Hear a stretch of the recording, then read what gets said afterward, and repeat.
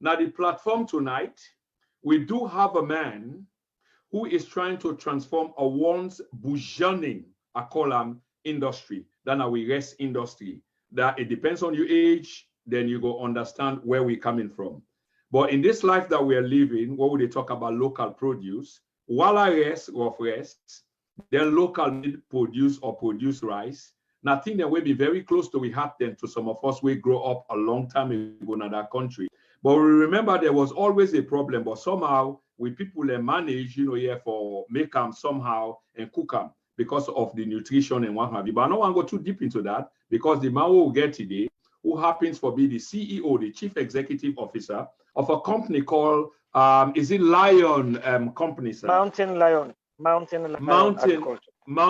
Lion Agriculture Company is here with us tonight. But tell me something special for breakaway from the usual, your political stuff. So today is more about a specific industry. And I want to take this opportunity for welcome Mr. Donald Smart. Mr. Smart, welcome to the program, sir.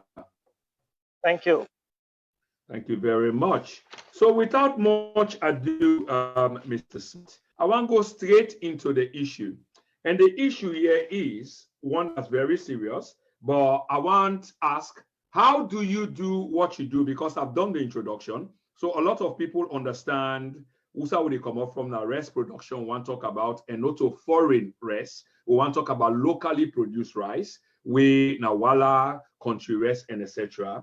How do you do what you do? Okay, you want me to speak in English or the local parlance? And that's a good question. I should have let you know, sir. I mean, Awala we flow in between local parlance and the Queen's language. The reason why, sir, not for any other reason other than some of we guess the way we get on this platform, not just foreign friends, then with man them, Asian man them, then this platform. So for the benefit of them, so we know they cheat on them, they understand, a little bit of what we talk. But the nitty-gritty, of course, will always be in the local parlance. Okay, thanks. You're welcome. Mountain Lion Agriculture, maybe as you've been told, now a local company, agricultural company. I am the CEO and co-owner of the company. I registered this company about 10 years ago in November 2010, based on my research and the observation and the research result. When I was a boy, I was made to understand that Sierra Leone used to produce rice and even export to neighboring countries. But now, at the moment, government spends about $200 million importing rice just for us to eat rice. What's wrong? It's the same farm size land we have. Nothing's gone wrong with it. Only that the population is increasing, but go very slowly. And what can we do? What's wrong with our local production? During the war, a lot of able young men and ladies went down to the city to seek refuge. They are not interested in coming back to the provinces. So the labor force much more than at the city. So not many people are farming these days. Also, agriculture is not attractive. They've been used to certain amenities that are not present in the provinces. So they prefer staying there. What can I do to salvage this situation? What can I do so that the government can reduce the amount of foreign exchange sent to other countries so that it will be utilized in this country? First of all, I came to the provinces from Freetown. Maybe I can give you my background. I'm a trained and qualified teacher in agriculture. A teacher, now an entrepreneur. I've taught agriculture in primary school when I had my higher teacher certificate. I also taught agriculture in secondary school with my BS degree in agricultural education. And I also taught agriculture briefly at the university when I did my master's program in agriculture. So that I've gone through the rank and file in educating young people in agriculture. So I said, okay, this is a problem. How can I solve this problem? Let me go to the provinces.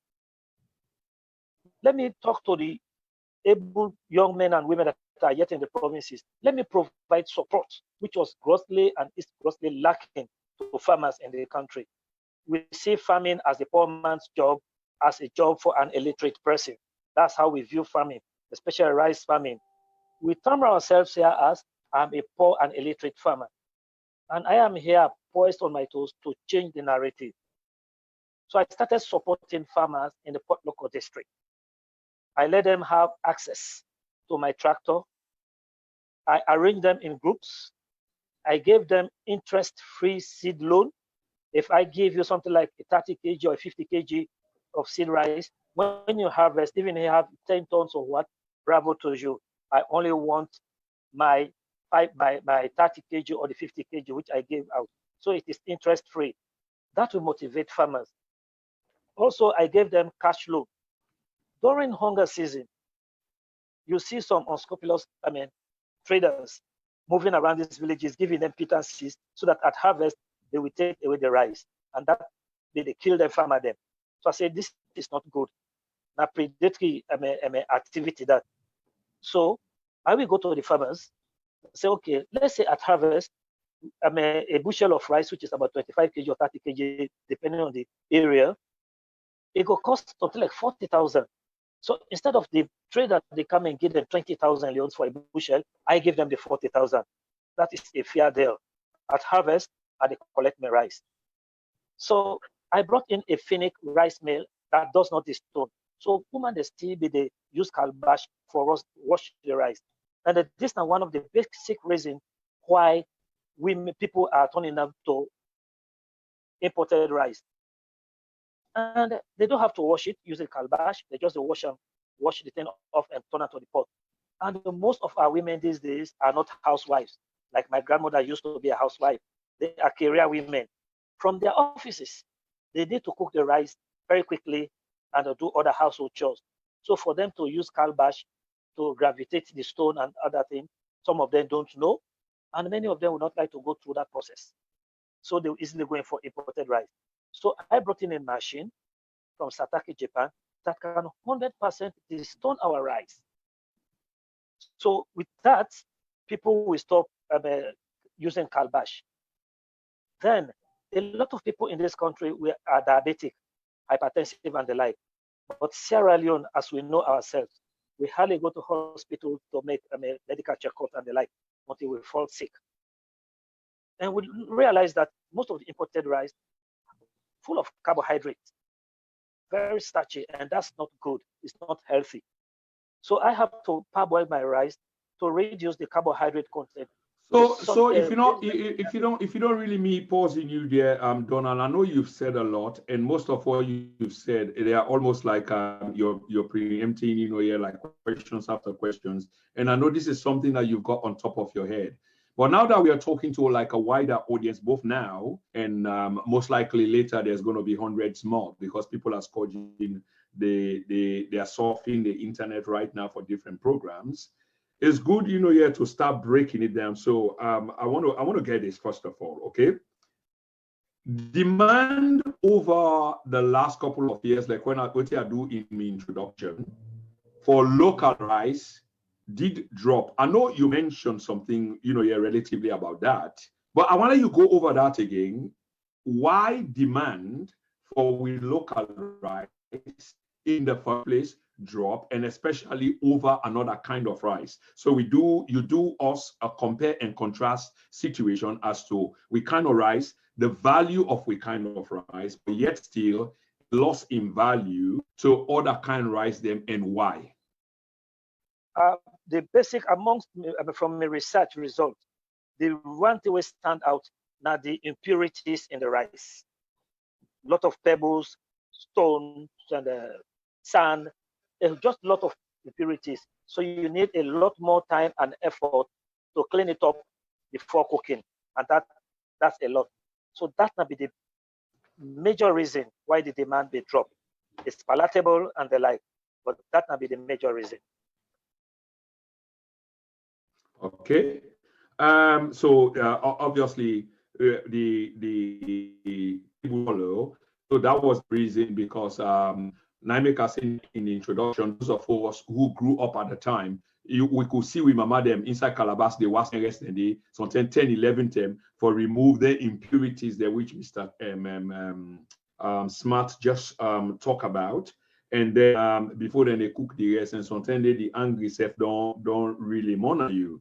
So during that period, all the rest then begin for calm. We get either no impurities or less impurities, but I believe we own rest be more nutritious than the other rest than they. But because of the impurities, people they prefer the faster one where you just measure was and cook, as opposed to the one the way you get for was 6, 7, 10. Yeah, that's so true. Okay. So if we understand this well, that go implies a demand for a local produced rice. Therefore, it did drop. And it dropped, if we go agree from what you say, absolutely. So it was as a consequence of other food than we be, other rest production that we be ready, smart, better than ours, not in a nutritious sense, but in a kind of packaging sense, the impurities them. We then you get less or none at all, whereas we don't been too full of it. And like you say, people they don't change, yeah, woman them not just you don't know what they cook, they become, your career and professional people. So particularly to you, Mr. Smart, something we understand you to do, because I did look up and do a little bit of research on you and your company, is you are trying to revive this demand. In fact, you are on the process. And if this is the case, how are you doing this? Well, business, they come in. That is one. Two, may support over the outgrowers. With the outgrowers that the communities. At the moment, if I want to let the people they know about my rice, I forget good quantity and properly milled. But how I will get this good quantity? I don't produce the rice myself. I belong to the value chain. So I get what they call the outgrower scheme. And they support the local farmers in their communities. Because if you come to the area, you list the land as all people that they do. Not just tell them why are they support farmers instead. Then I cultivate something like 2,000 or even 1,000 hectares or acres. And they deprive the smallholder farmers of their farm. I don't already give them the least money that they eat in 1 or 2 months. They don't get any side for work. Then when my rest don't dry for harvest, I will then host they prepare, then we'll go harvest. And that is a recipe for conflict. So what I do instead, I empower you in your community. You have your piece of land, cultivate it, and I buy from you. So that's now one big step I do. So I encourage people that back to go to farming by empowering them. That's now one way I make them rest plenty back in the market. Two, I make agriculture a bit attractive by the use of machinery. Okay. Instead of we use the hoes and machetes, I get tractors where they plow, harrow, and seed harrow. Right. And that they attract young people to work in the farm. And I even don't bring in, the harvester and the thresher, because I realize the post-harvest loss is so huge after the people that don't plant. So if you bring in a harvester and a thresher, it will greatly reduce the post-harvest loss, and thereby the farmer the profit. So now one basic way this I do for get this thing done. And also they provide ready market, because if the farmers they don't produce the rest, they don't get ready market, no problem for them. It go demotivate them. But when they harvest the rest, I go to the community, I make sure say they gather in a particular one center, I buy everything, and at a fair price. So that's they encourage them for do farm. Right. So, ladies and gentlemen, for those of you who are just tuning in, I am talking to none other but the CEO for Lion Mountain Lion Agriculture Company, who happens to be none other but Mr. Donald Smart, who is doing quite a marvelous work. You know, when we talk about patriotism, this is what we talk about. You think Sierra Leone, you talk Sierra Leone, you buy Sierra Leone. Of course, there were issues why people shy away from locally produced rice because of impurities, but I don't make them clear, and this night they articulate. And I can see the chat room, although we're not too many and we lost some people, but I know definitely other people will join. Somebody is being very patriotic and saying our people here in the UK also need to get used to consuming our local rice again. And this is exactly what Mr. Smart is trying to do. Okay. And here comes the thing. I know say you the address and because you try for remold everything into a package, now something where you kind of used to. I just try for break and down, into bits and pieces so that our guests, listeners throughout the world now and later will understand exactly where we are coming from. And this is the thing, Mr. Smart. Okay. Um, before then, or during a significant period of time, agriculture not been kind of attractive to a lot of people. And so therefore people were matriculating from the hinterland, the rural lands, and coming onto urban areas.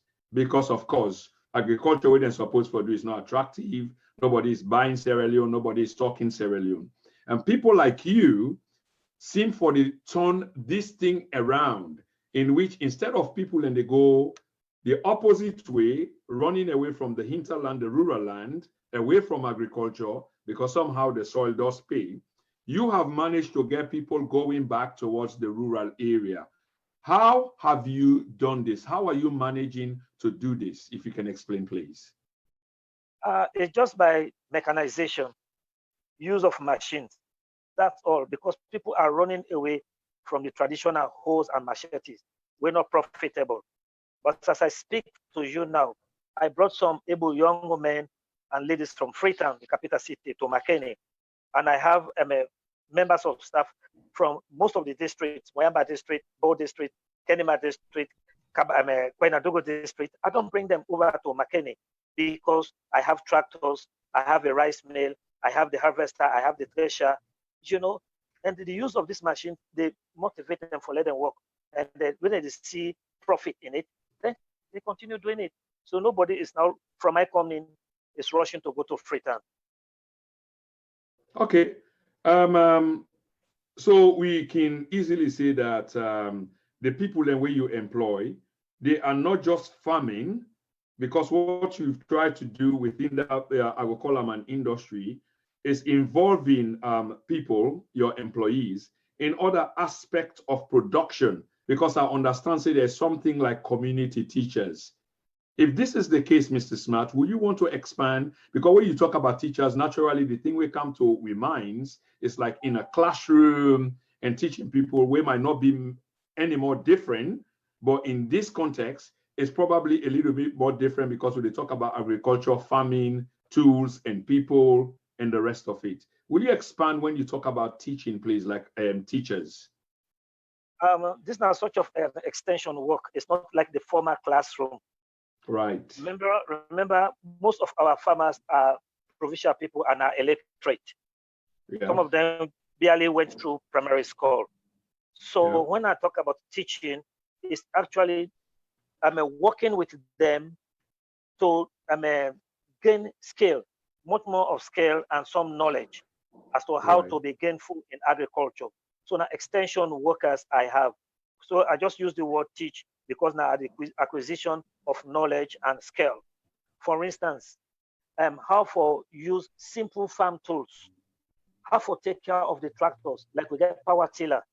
Yeah. Not all the staff them I get for employ for the power tiller. If you are in your community, I get for train community people, how for take care of the power tiller for working at the swamp, how for take care of basic maintenance and the like. Yeah. And it will also interest that when they get the money, I realize they not they make maximum use of the little resources, money when they get. So I also they go into agri-business, agri-financing, how for profitably invest your money and realize profit. When they do basic calculation in profit and loss. The interesting for let I know say when I tell one lady, say you plant granite, then you get some, you buy 2 cup granite for 1,000 leon, then you patch them, then you sell them, then you get 3,000 leon. How much profit you make? They'll just go ahead and say 1,000 leon. And we realize they don't take the labor, they don't take that wood, they don't take that salt and all of that thing into consideration. So we don't teach them all of those things. So now the farmer could tell you, say, I plant 2 bushels and I get 30 bushels, but I not profit 28 bushels. We take all the cost and the labor and instead in your labor into cost. So these are the things that the farmer them for do, and we staff them to do that. Okay, so in the production business and you kind of business where you do, you've also tried for induce into them, yeah, some sense of ownership, some sense of stakeholding, some kind of division of labor. So we all not just fix in one aspect. It's a kind of chain, like you call them a value chain. And then all don't begin to realize suddenly what the boss is talking about and how much they attach to the project as a whole.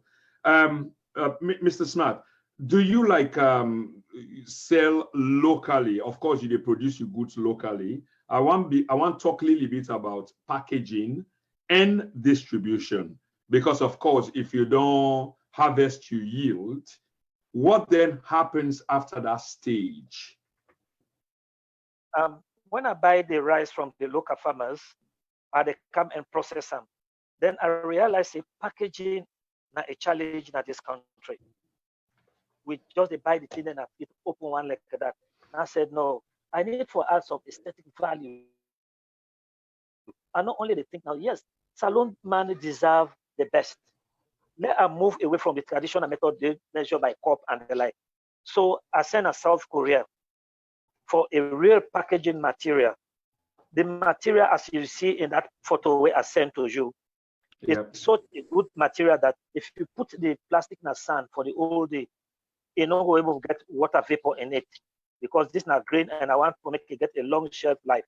It's quite expensive, but I mean, in agriculture, or in business, we know they afford cheap materials because I believe the Saloma forget the best, not to all them for say, oh, this thing I pull them from Obayanda.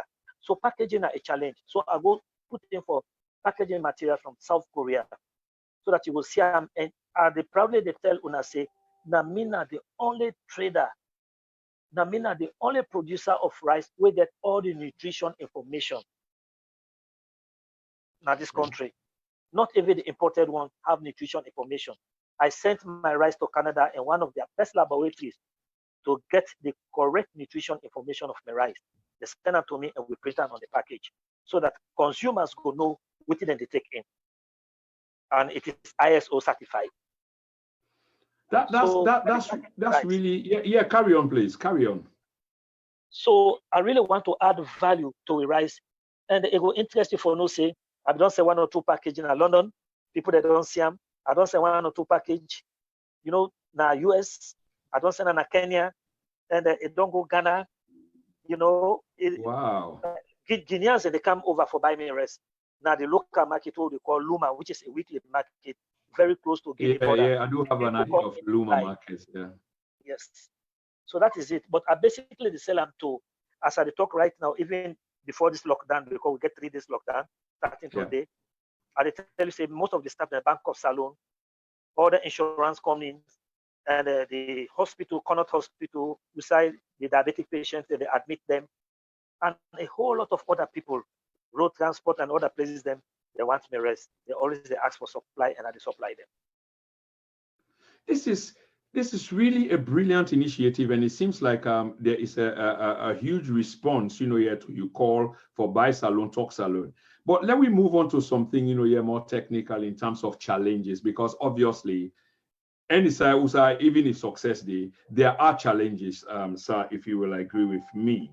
Okay, so I want to talk a little bit of challenges, which means that my first question will be to you whether you get help, from other sources, because one thing I know say you mentioned is like if something something that the capital where you can need for something which is labor intensive not go be too much or vice versa, or sometimes if it's labor intensive, which means that you get for pay more, it just depends on the situation.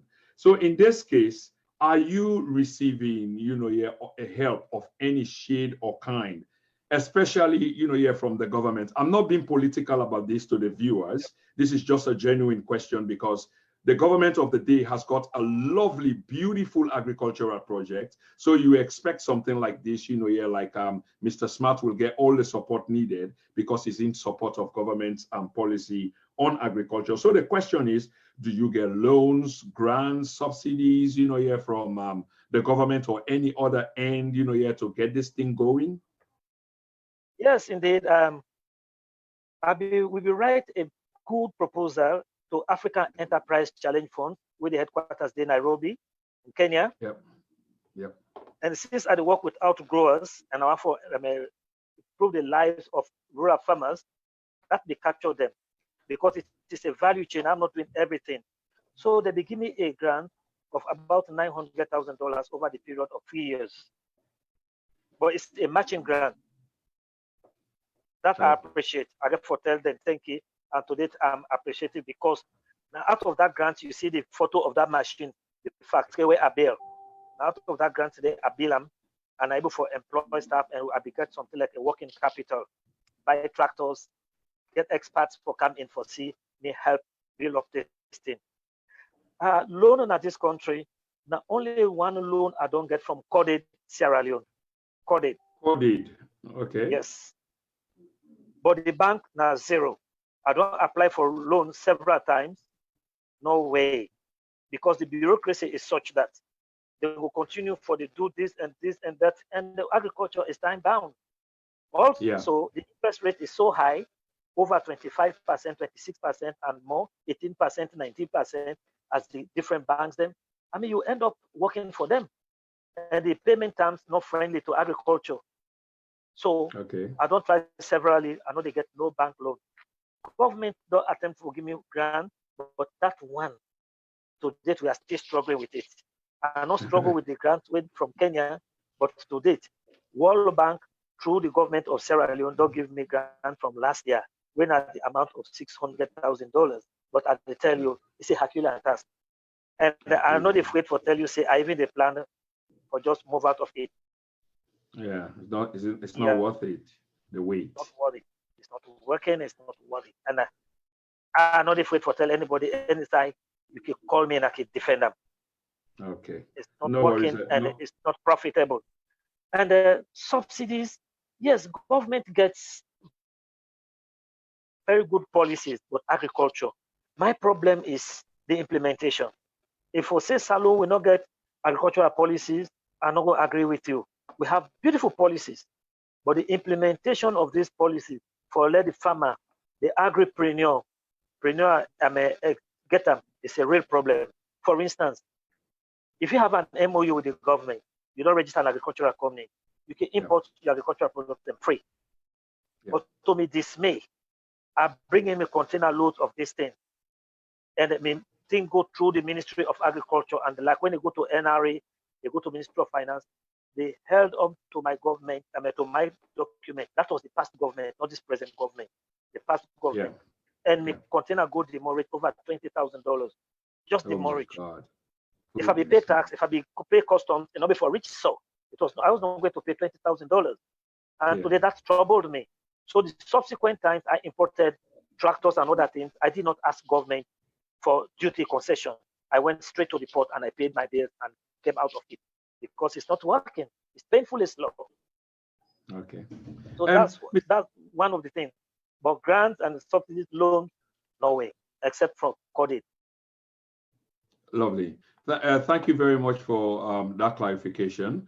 A quick question, on this basis will be, since we talk about, difficulties to accessing loans, grants, and subsidies, from my understanding is agriculture or the business of agriculture is classed as a high-risk sort of business. And I am lost myself, and I'm sure most of the audience, are kind of lost and confused, because probably that's where all these twists and turns in terms of the bureaucracy, the red tape that you talked about, this is where it's coming from, because if it's classed as a high-risk business. If this is the case, why is it? And is something there that can be done? You are already in the business that you will try to advise. Let's assume that the president is listening today, okay? Possibly, what would you be advising? Like giving loans to agripreneurs. First of all, the government, if they are listening, they should give priority to the private sector. You have the ministry, but the ministry should look at the private sector as a helper. They are going to collaborate with them, to work with them, so that the $200 million they spend in subsidizing imported rice will be used instead. I am challenging the government of today.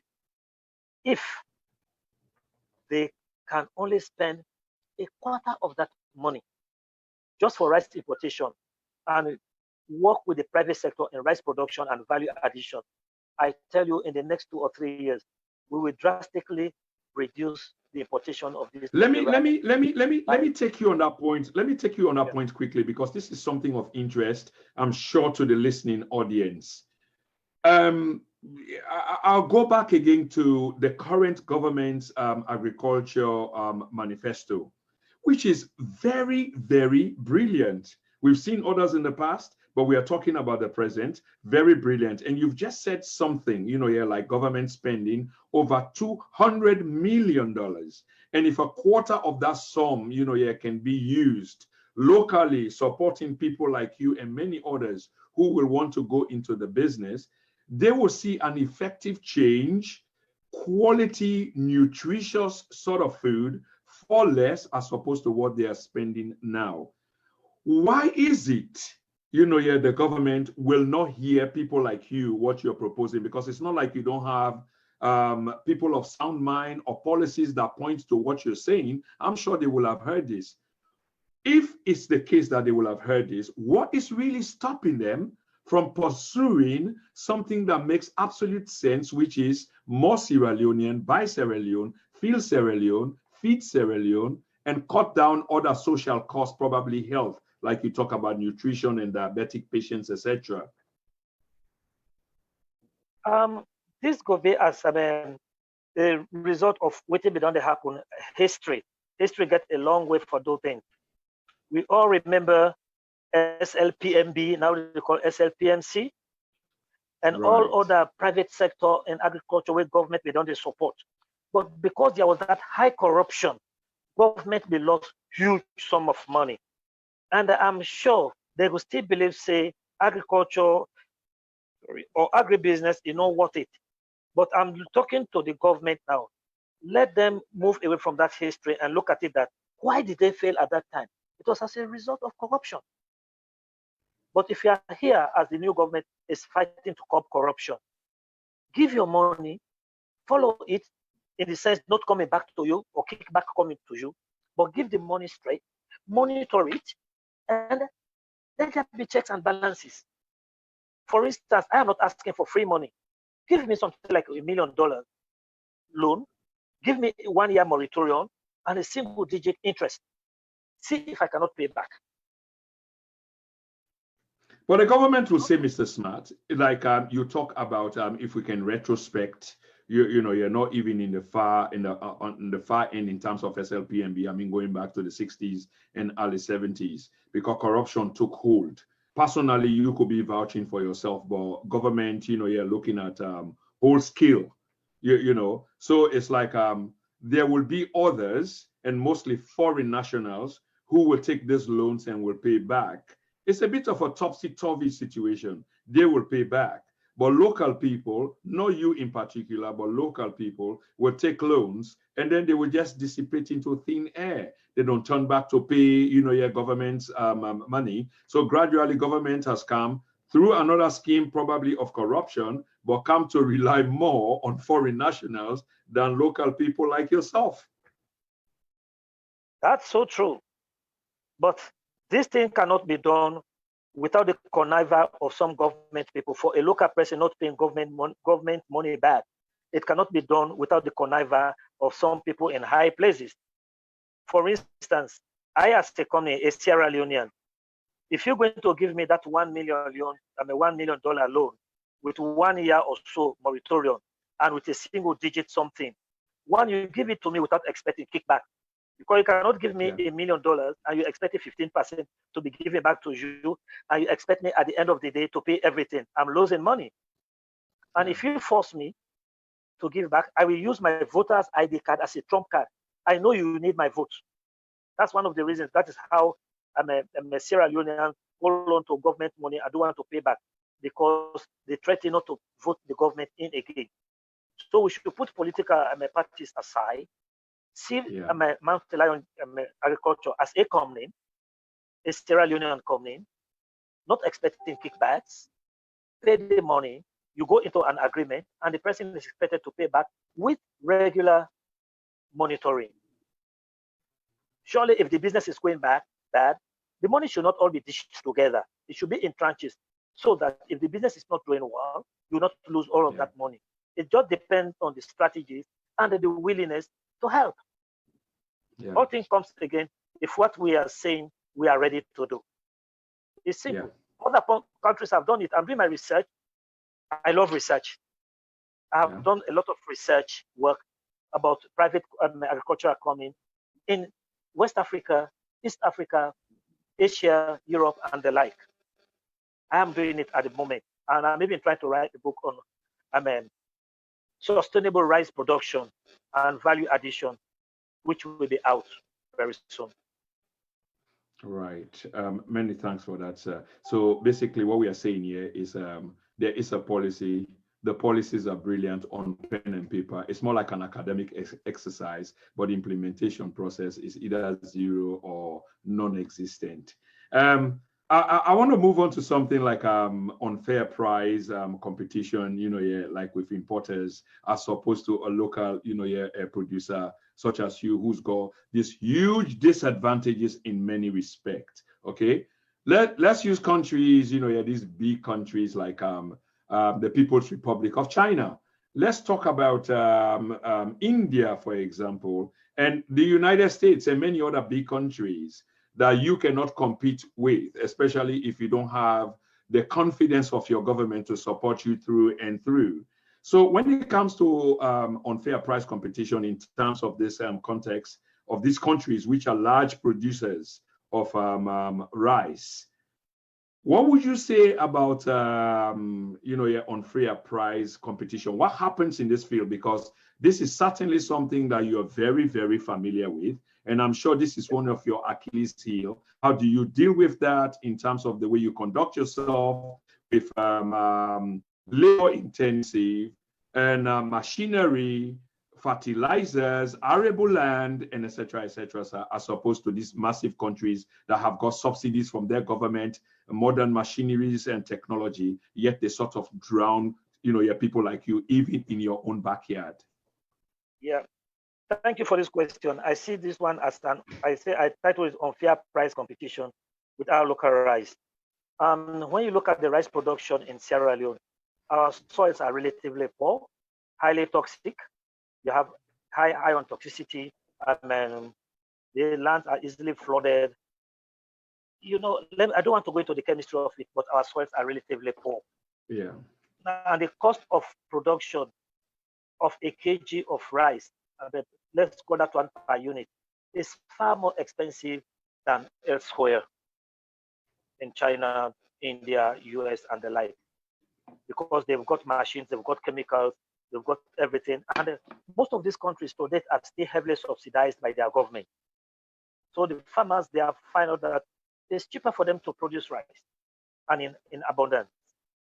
They've got all these sophisticated machines to process them and send them over to Africa. And Sierra Leone is one of the net importers of rice. Rice enters Sierra Leone duty-free. They don't charge duty. So that further compounds our problem. So a 50 kg bag of rice from production, processing, freight, until it lands in Sierra Leone that is duty-free, is still far more cheaper than the production of 50 kg rice in Sierra Leone. And if they are selling theirs, for instance, at 300,000 leones a bag, and the cost of producing a bag that is 50 kg bag of rice cost us as a company, from the production to small farmers onto the processing and the transportation to the market, cost something like 350. If you sell yours at even 360. Take us through the science, and the calculation or the mathematics, if you will. Why is it? Of course, you've given us a brief idea because of the availability of subsidies, the production of yields as per hectare, the availability of manure or what you will call fertilizers, and on a cheaper basis as opposed to yours. But tell us a little bit about the imbalance for the purpose of the listening audience, please. Why is it this why imbalance? Yes, mostly farming is not mechanized here. And if it is labor intensive, you expect them to have very low yield. And they also use this one as a part of it for consumption.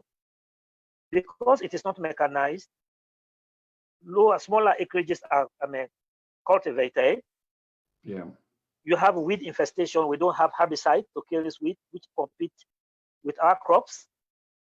You have high infestation of pests that will reduce the yield as well. There's high percentage of post-harvest loss because instead of using threshers and what they use the weed, the traditional method to hit the rice and break the bones and the grains and all of that thing. So this greatly reduced our yield and increase the cost of production. Right. So up to the time I go to these villages to buy the rice, it's already more expensive. Unlike in the other countries where everything is mechanized. Everything is mechanized. Right. Fertilizers are cheap. Machines are cheap. We buy everything from all out there.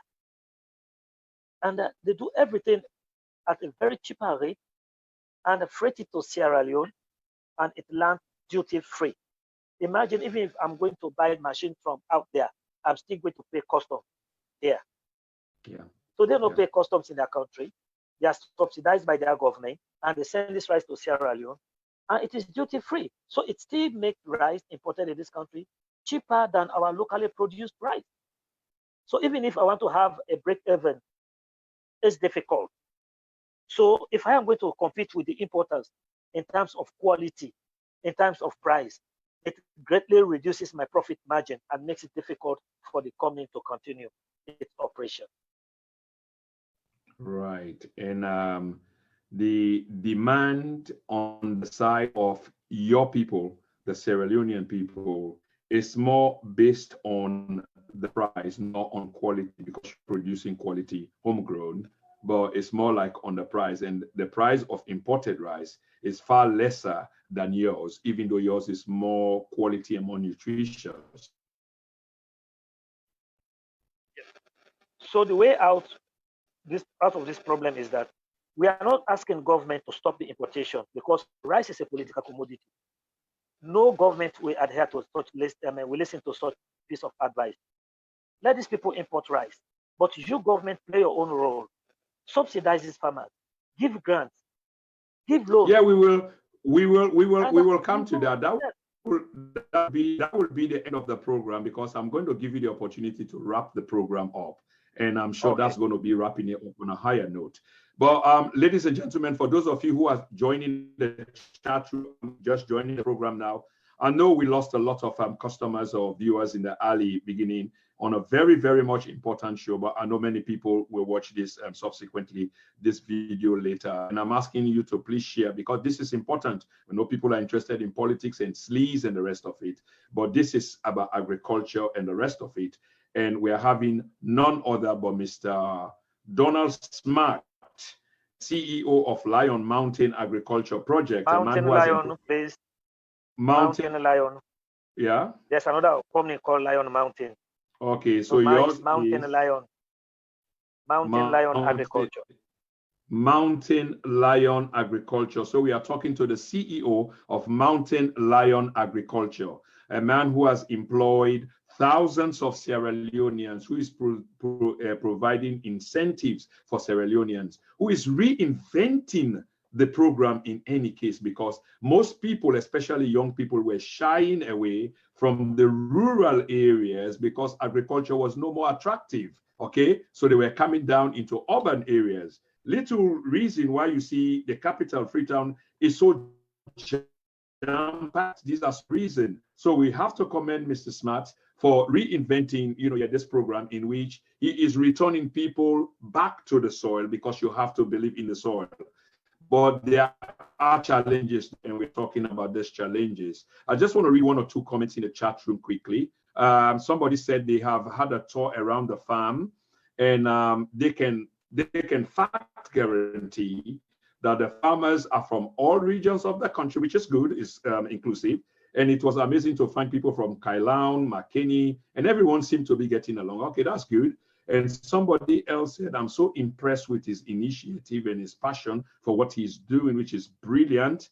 And somebody is saying, I think you've got agents in London already. For anyone in London needing the rice, please contact me on, and the person has provided their number. So I'm sure this person is working with Mr. Smart, because he did mention that in London he's already known. And we would like to promote that as well. So I will be talking to this person later, or promoting this number, so that we can talk about buying Sierra Leone, speaking Sierra Leone, not only you're just on top, but going to the bottom of it.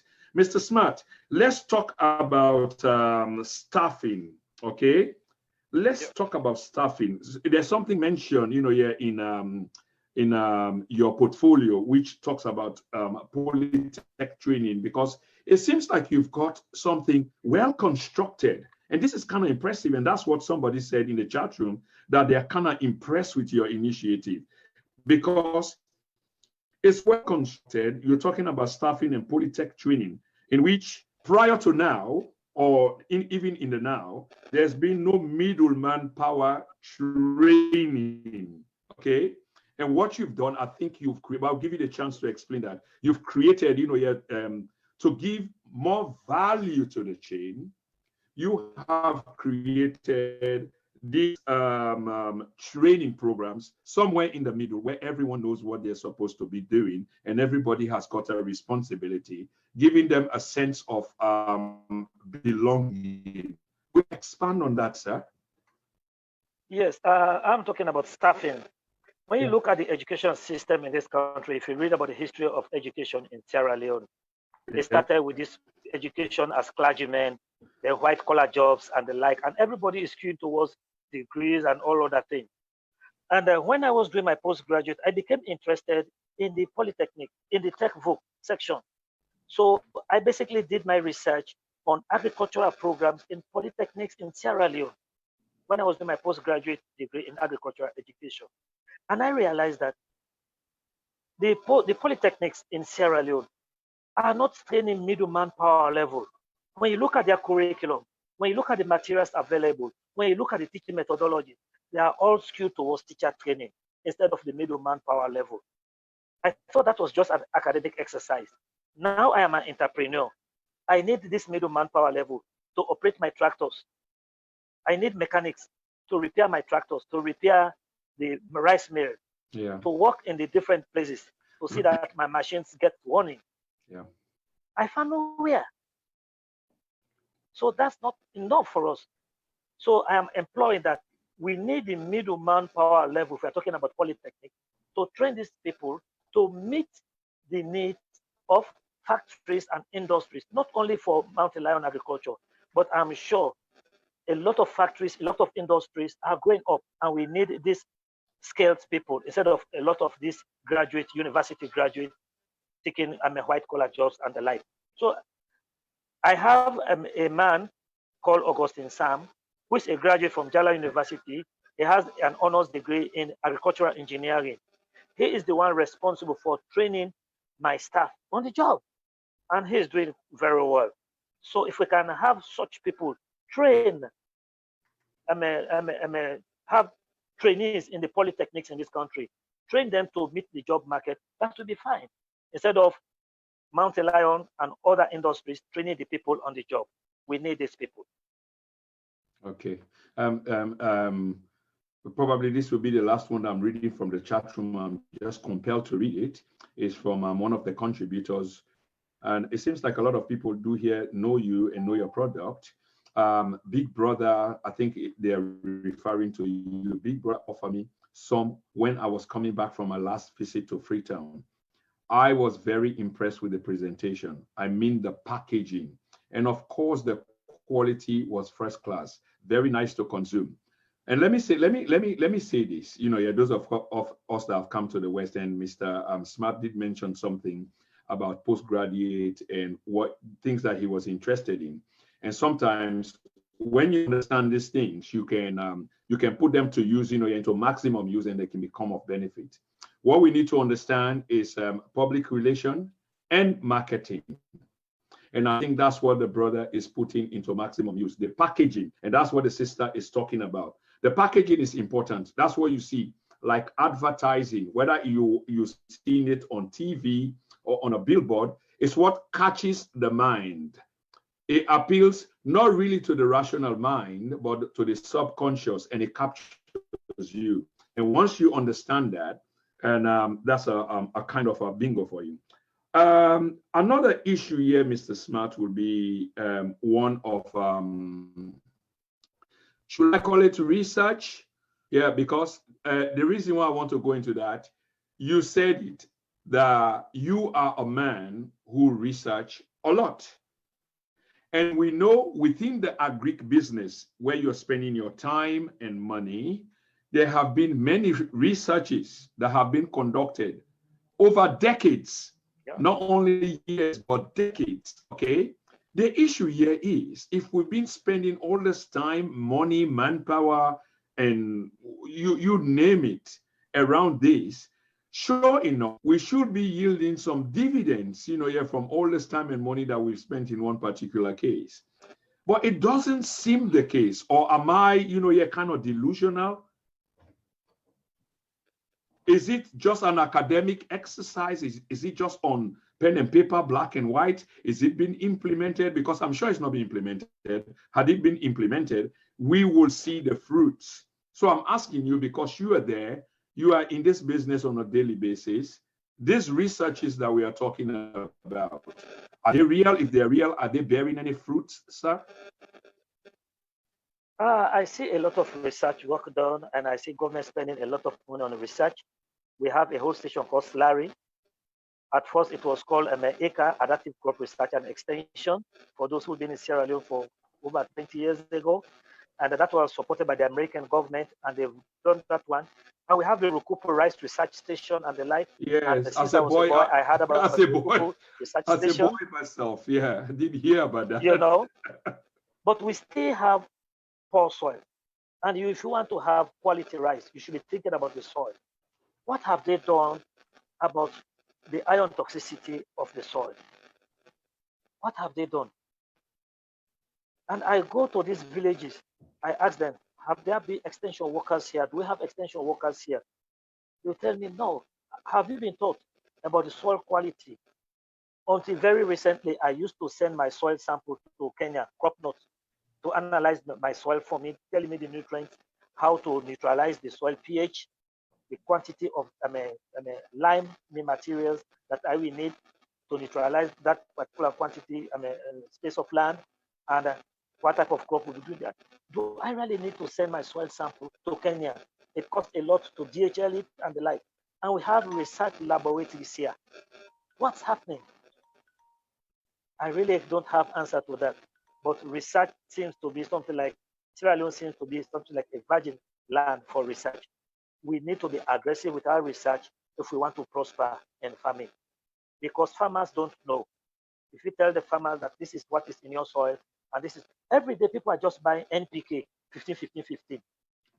You meet the farmer, do you want fertilizer? Yes. What do you want? NPK 15, 15, 15. And you go everywhere. Does that soil pH, does that soil nutrient really need the NPK 15, 15? Is it only urea that you need? Is it 20, 20, 0 and the like? But everybody's going for NPK 15, 15. And you still end up getting low yield. So the research sector really needs to wake up, and government needs to take these people to task to see that we put our research to use if we are to succeed in this country. All right. We're coming all towards the end. I think there's a question or two, but this is not part of it. But I think it's critical that we get your view about this. You touch on it briefly. I want you, like spend 30 seconds or a minute on it, which is the toxicity of the land. When we were coming up, we thought that the land was very arable, very rice friendly, and we could grow rice there any way that we want. And when I grew up to be a man, especially recently, a few years ago, I was in the company of some friends, who happens to be within the agriculture area. That was their specialty. And lo and behold, like you were talking about research, there were many papers that came out saying just what you're saying now because of the toxicity of the landmass. So it's difficult to grow rice. Whereas we grew up with the belief that we've got the land, which is rice friendly, we can grow rice. And some people still hold this view. And I'm confused. So my question to you, Mr. Smart, because you are in the business, you've said it already, so we agree that toxicity does exist. But are there places where the land is more friendlier, where this toxicity in terms of the land doesn't exist, and so therefore we can grow rice? Or this is just the land mass of Sierra Leone? It's not really that rice-friendly place that you can grow rice without other things that you can introduce to the soil to have, a good yield. That's a good observation. It's so true. When I was also growing up, I went up with that same idea that our lands are arable, and today we still hold on to that view. But let us don't forget the fact that there's a high amount of deforestation in this country, which has left our land bare. And a lot of places that you go that we are forested in those days are now but grassland, savanna land. Also, on yearly basis, we have this wildfire burning our land, which every year. There is nothing done to control wildfire. And when there is wildfire exposing our soil to high temperature every year, what happens? Most of the viable nutrients, like nitrogen, is very volatile. When you expose it to high temperature, it escapes. The soil microorganisms are killed as a result of bush burning or farm burning. All of these things attribute. And when these things are done, I don't want to go into the soil chemistry of it. We have what we call the cation exchange capacity of soils and the like being disrupted, and the heavy metals and all of these things. So over the years, things have changed. So we need to recheck this piece of land and see how we can correct them. Yes, there are other pieces of land that are still very good, like the inland valley swamp. We can manage them. They are very much fertile. In fact, they are the most fertile piece of land in the country, the inland valley swamp. Because every year, what happens that when it rains, erosion takes place, and the topsoil of this higher land comes down to the inland valley, and they add to the humus and the like. So they are really most productive in the country. And second to that one is something like the upland, not so good. You can go to the bowling land is the worst. That is the grassland, which has something like a saucer shape. That's what we call the bowling land. But something can be done to correct the iron toxicity of the soil and make it into a very good soil for rice production. We only need some research and some corrective measure. All right. Part of the low yield in terms of rice harvest or harvesting as a whole, be it whatever, is access to roads. And roads obviously does impact, the yield in the field where you are, sir. Okay. If you were to advise government today in terms of taking steps to rectify this particular field, what will you be saying to them? We need to have good roads to access these farmers and their product. Because if the roads are bad, drivers ask for a huge sum of money to transport the commodities to markets, and that will increase the cost, and subsequently the cost of production on our side increases, and the consumers will have to pay the final price. But if the roads are good, our trucks can easily meet these farmers and provide ready market, as I've already planned in my business plan. So I will ask that the government, yes, they are making effort. That I give them a plus for. They are making effort, but more work needs to be done to access these communities with good roads. They may not all be tarmac, but let them be well paved so that our trucks will have easy access to these farmers. They've started a good job. Areas where we used to spend something like 5, 6 hours, now we can spend about half that of that time to get there. But there is still more to be done to get access to these communities for rice purchase. Finally, as we come to the conclusion of this all-important interview, and ladies and gentlemen, just a reminder, tonight we've got a proud son of the soil, a man who is making impact, who is making inroads in a once proud area of agriculture, which Sierra Leone was hugely known for, and who is restoring some pride, is none other than Mr. Donald Smart. Mr. Smart, how can Sierra Leoneans help you to increase the value on your value chain, on what you are already doing? What are your expectations and what will you ask of us to do to help with your endeavor? First of all, my company is a private company, it's not government owned, and I have shares to sell. And a lot of people are buying shares today, some Canadians. And very lately, I've got some people, some Dutch visited this country, and they're going to put in some huge sum of money because they believe in, they've done their due diligence, they've been to Sierra Leone, they've seen areas where I've worked, and they see that it's not just business for business, but I'm in social business. I didn't make mention of this. But if you see, you analyze what I am doing with these farmers, it's something like in social entrepreneurship. It's not just all about profit, but I put people ahead of my profit because I want to be an example to one of the Sierra Leoneans without using any politics. That's why I'm in a place where I don't even speak their language. This somebody will accuse me that they want to contest election. You know, I don't even speak any of the languages in the north. Yeah. So I'm in social business because I see every Sierra Leonean as my brother or sister. So one of the ways, if you have money, you want to invest, buy shares, Mountain Lion Agriculture, you will not regret it. That is one. And to my fellow Sierra Leoneans based in this country, we need to change our mindset. Instead of looking for something, oh, this thing is coming from this country, oh, I'm getting it from abroad, let us buy our own local food stuff. Let us be proud of our product. Let us eat what we produce in this country. You know, patronize my markets. And those people that I give help to, those people that I give loans to, I want to say thank you. Over these years, my loan recovery has been something like 99.9%. Some people wonder, but I want to say continue your good work. And that will help me a bit.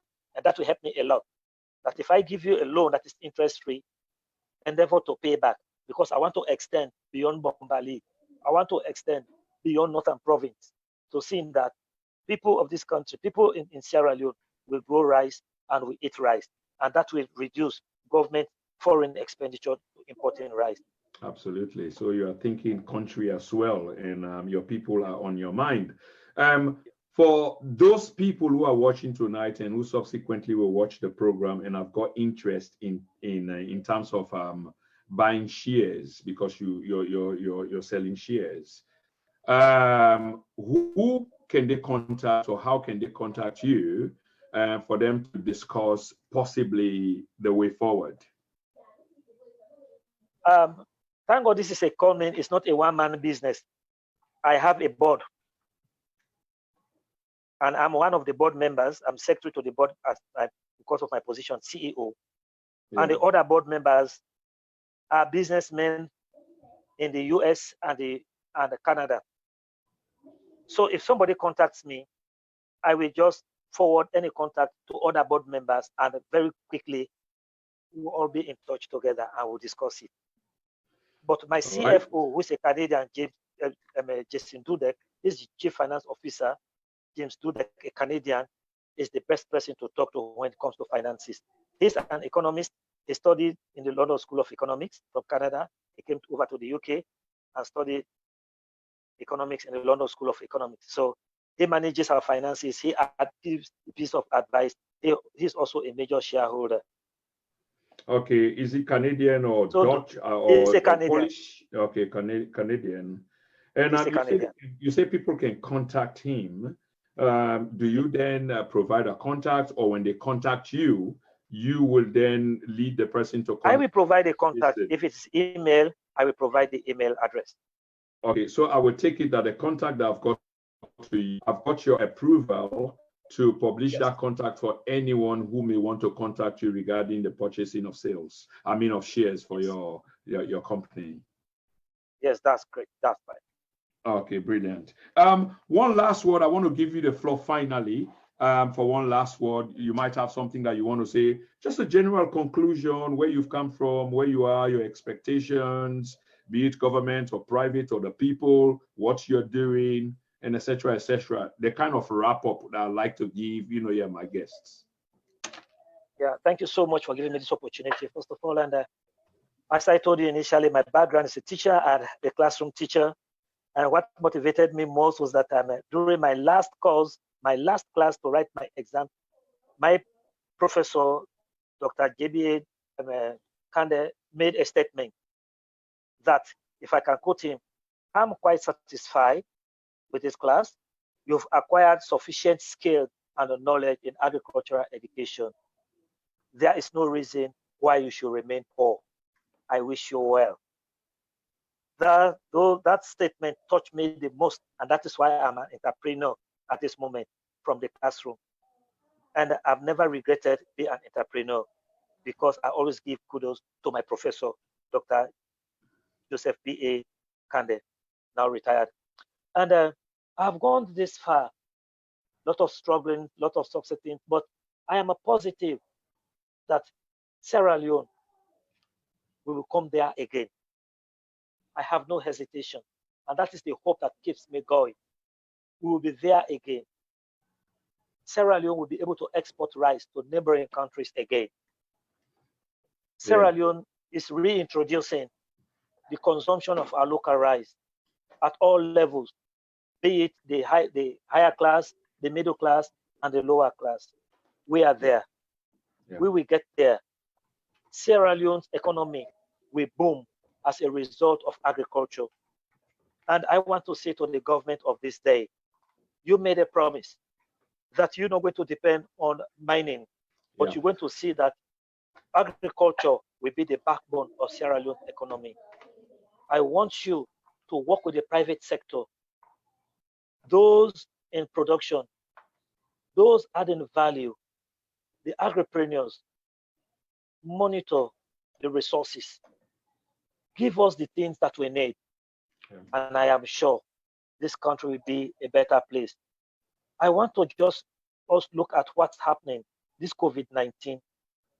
Suppose I have not preempted that in the long run, in the near future, something happened that China will not be able to produce sufficient rice to export, or India, or the US. As it is happening, that we cannot go to the other countries to seek medical help. What if those things happen? What shall we do as Sierra Leonean?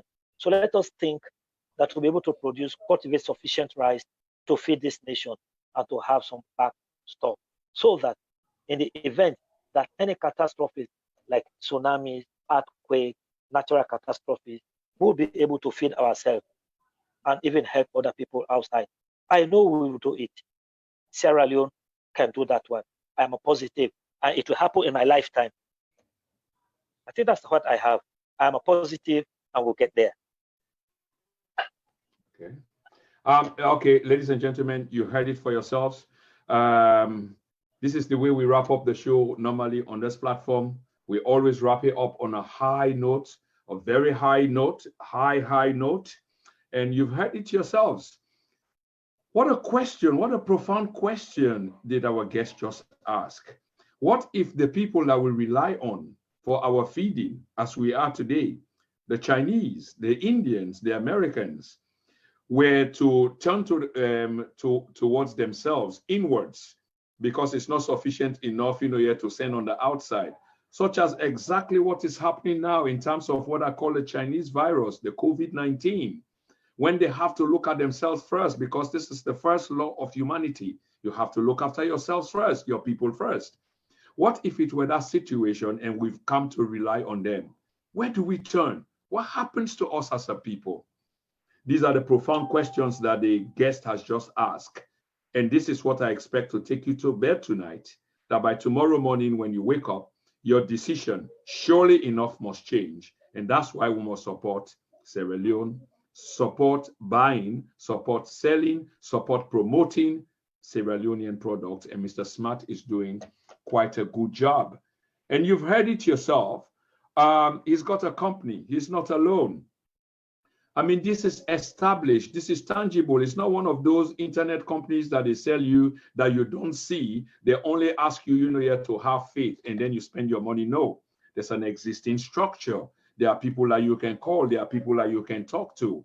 So he's selling shares in his business. And remember, this is also a civic responsibility, you know, in expanding what he's already doing. He's brought it this far. He's employing over 4,000 Sierra Leoneans and providing a livelihood for them, despite the challenges. No subsidies, no grants, you know, from government because of red tape, because of the bureaucracy. But somehow he's getting along and he's making a difference. He's packaging his rice. He's sending them abroad. Somebody has just said, yeah, if you want the rice here in London where I live, which I'm going to be looking for beginning tomorrow, Monday, and I've already got a contact and I think I know the individual, that's what I am going to be eating. And you have to ask yourself, do you just want to be eating starchy foods instead of high nutrient food, which has been rid of the impurities?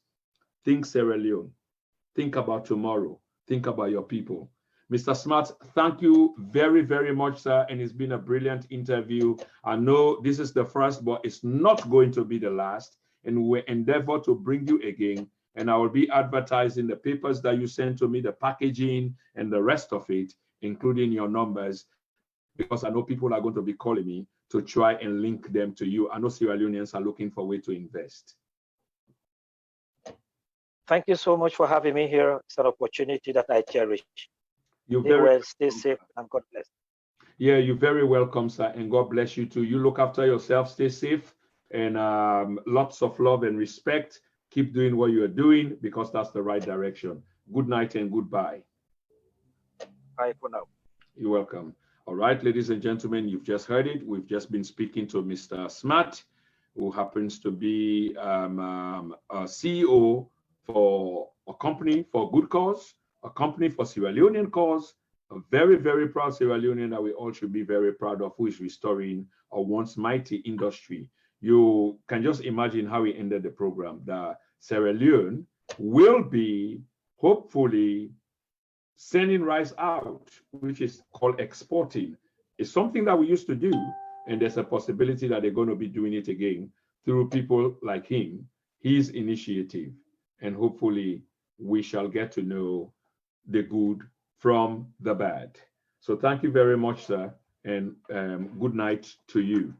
Fambulem, we don't come to the end of this program, and we need for rapidly close the program because people need for go.